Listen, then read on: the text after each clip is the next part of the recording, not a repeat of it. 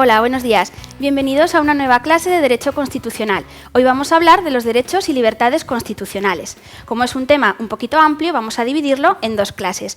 Hoy como objetivos tenemos conocer los antecedentes históricos más cercanos y en una clase posterior veremos los derechos recogidos en la Constitución del 78, el objeto y contenido de los mismos, cuál es la titularidad que ostentamos respecto de estos derechos y cuáles son los deberes que tenemos como ciudadanos de un Estado social y democrático de derecho. Vamos a comenzar. Para encajar la consagración de los derechos constitucionales, tenemos primero que remontarnos a la Declaración de Derechos del Hombre y del Ciudadano, que fue elaborada en Francia en 1789. En ella se decía que la sociedad que no garantiza los derechos ni establece la separación de poderes carece de Constitución. Esto significa que la presencia de derechos y libertades va a definir el constitucionalismo moderno. ¿Cuáles son esos derechos? Bueno, pues va a depender, van a ser producto de la historia y de las expectativas sociales que existan en cada momento. Depende del contexto histórico y de la sociedad en la que nos toque vivir, tendremos como referencia unos derechos y libertades u otros, es decir, son cambiantes. Tendremos derechos civiles, políticos, económicos, sociales, culturales, etc. Tenemos como influencias más cercanas en el ámbito internacional Naciones Unidas y en el ámbito regional Europa. Vamos a verlos. Bueno, en el ámbito de Naciones Unidas tenemos que remontarnos al momento posterior a la Primera Guerra Mundial. El Tratado de Versalles creó la Sociedad de Naciones para evitar más conflictos bélicos. ¿Qué ocurrió? Que la Segunda Guerra Mundial evidenció el fracaso de la Sociedad de Naciones y se volvió a intentar lograr el orden mundial. En plena Segunda Guerra Mundial, Roosevelt estableció que en todo lugar han de garantizarse la libertad personal y de expresión, la libertad religiosa, la libertad frente a la necesidad y la libertad frente al miedo.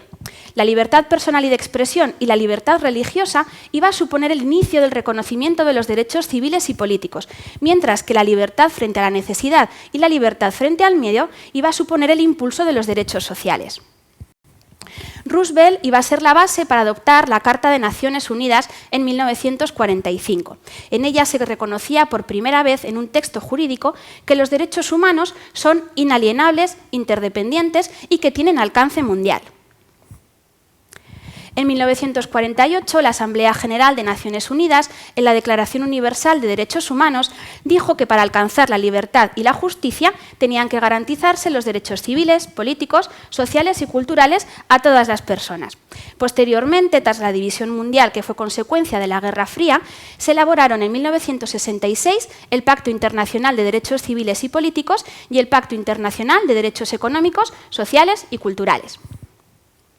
Ya en Europa, tras la Segunda Guerra Mundial, van a surgir sistemas regionales de protección de los derechos humanos. En el ámbito del Consejo de Europa, en 1949 se comienza a impulsar la creación del Convenio Europeo de Derechos Humanos, que tuvo lugar su aprobación en 1950, y de la Carta Social Europea, aprobada en 1961. El Convenio Europeo de Derechos Humanos alcanzó una importancia máxima y como instrumento portador de derechos encomendó la protección de los mismos a tres instituciones, que eran las siguientes: la Comisión Europea de Derechos Humanos, el Comité de Ministros del Consejo de Europa y el Tribunal Europeo de Derechos Humanos.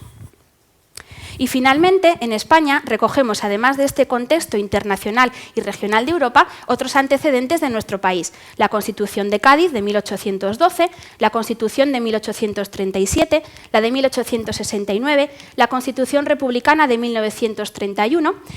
La Constitución del 78 va a tener como misión elaborar un nuevo catálogo de derechos civiles, sociales, políticos y culturales que veremos más de cerca en la siguiente clase. Yo ya me despido. Hasta el próximo día.